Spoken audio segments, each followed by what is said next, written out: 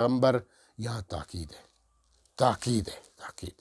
دیکھو یہ کوئی مذاق نہیں ہے، یہ حقیقت ہے کہ بس اب تمہارا قبلہ بیت اللہ شریف ہے تو بیت اللہ شریف ہے۔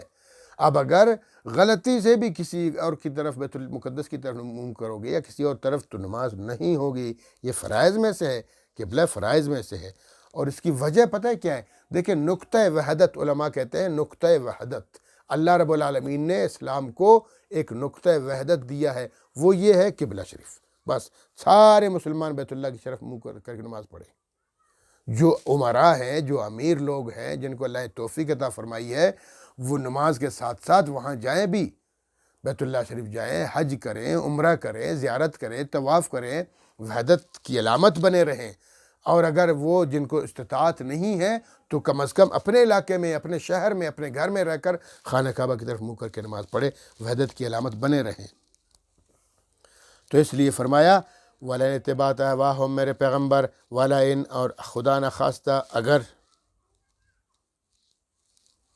اتبعت، اب اتباع کریں گے، احوام ان کی خواہشات کی، عیسائیوں اور یہودیوں کی خواہشات کی اتباع کریں گے، من بعد ما جاءک من العلم، اس کے باوجود کہ آپ کے پاس علم آ گیا، قرآن آ گیا، وحی آ گئی، شریعت آ گئی، دین آ گیا، اس کے باوجود، اس علم کے باوجود بھی اگر آپ ان کی اتباع کریں گے تو پھر کیا ہوگا؟ انک اذا لمن الظالمین، پھر آپ بڑے ظالموں میں سے ہو جائیں گے۔ اللہ رحم فرمائے۔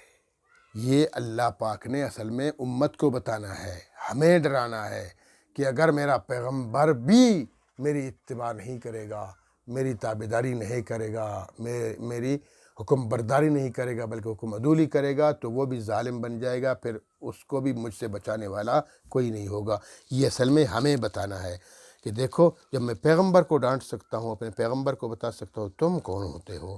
اللہ رب العالمین ہمیں اپنے پیغمبر کریم صلی اللہ علیہ وسلم کی اتباع کرنے کی توفیق عطا فرمائے، اور اللہ رب العالمین کی وحدانیت کے ساتھ اس کی عبادت کرنے کی توفیق عطا فرمائے۔ وآخر دعوانا الحمدللہ رب العالمین۔